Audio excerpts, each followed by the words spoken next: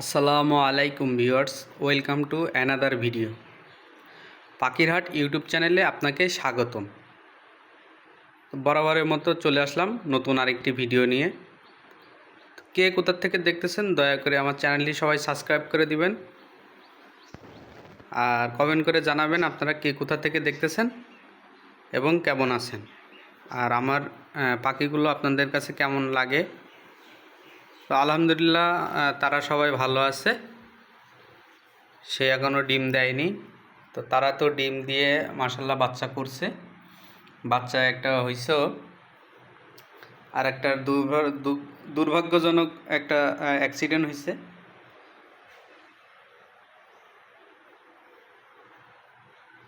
তো আমার পাখিগুলো মোটামুটি ভালোই আছে, আলহামদুলিল্লাহ ভালোই আছে।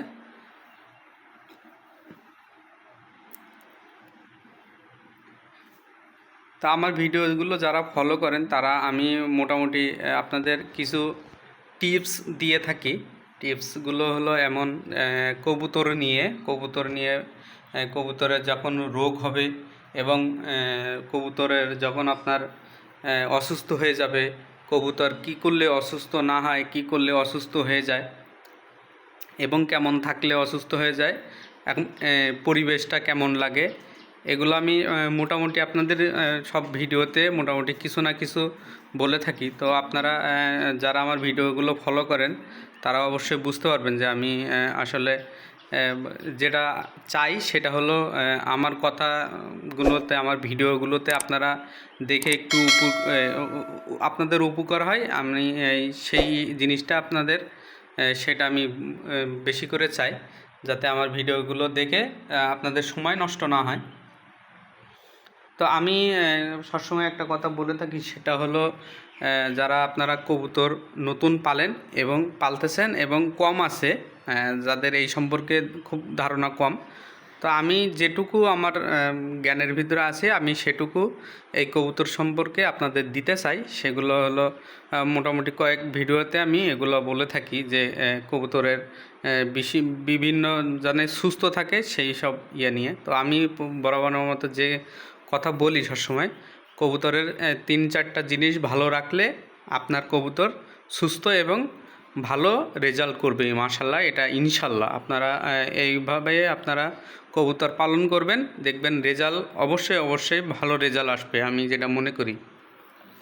তো কবুতরকে সবচেয়ে বেশি আপনারা কেমিক্যাল খাওয়ানোর চেষ্টা কম করবেন। যারা কেমিক্যাল বেশি খাওয়ান, কেমিক্যাল খাওয়াইলে যে আপনার কবুতর ভালো হয়ে যাবে, রোগ হয়ে গেছে কবুতর ভালো হয়ে যাবে, এরকম কিন্তু না। আপনারা সবসময় কেমিক্যাল কম খাওয়ানোর চেষ্টা করবেন, ন্যাচারাল জিনিসটা খাওয়ানোর চেষ্টা করবেন। ন্যাচারাল এখন অনেক কিছু খাওয়ানো যায়, অনেক কিছুর আমার এই চ্যানেলে অনেক কিছু ভিডিও দেওয়া আছে মাশাল্লাহ, আপনারা এগুলো দেখবেন, দেখলে বুঝতে পারবেন।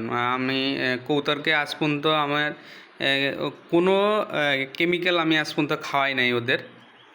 তো আমার এটার বয়স আমি মনে করেন যে 3 বছরের উপরে হবে আমার কাছে, ও আছে, ওই আছে আমার কাছে 3 বছরের উপরে হবে।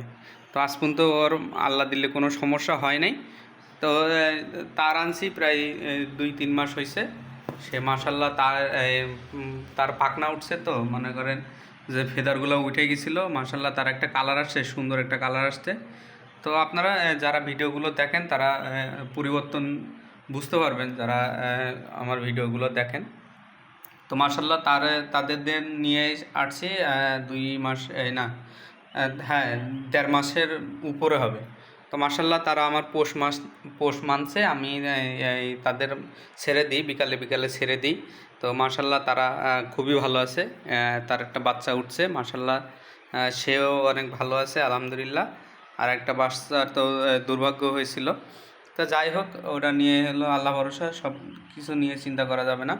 তো আপনারা কবুতর যারা পালতে চান আর যারা বেশি করে খামার করে পালবেন, সবচেয়ে 3-4 রকম জিনিস আপনারা এগুলো ফলো করবেন।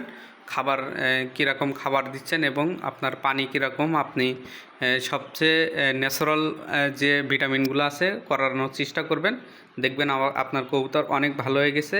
আর এবং ভালো মানের গ্রিড খাইতে দিতে হবে প্রত্যেক সপ্তাহে 2 বার ভালো মানের গ্রিড খাইতে দিবেন। তো আমার গ্রিড নিয়েও ভিডিও দেওয়া আছে, আপনারা ওইগুলো ফলো করলে কেমন গ্রিড আপনাদের বানানো দরকার সেগুলোও বানাতে পারবেন।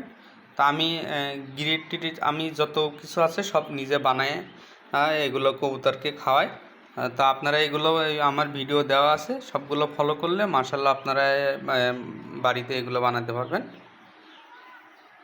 তো আর কি কথা বাড়াতে চাচ্ছি না। সবাই ভালো থাকেন। আল্লাহ হাফেজ। আসসালামু আলাইকুম।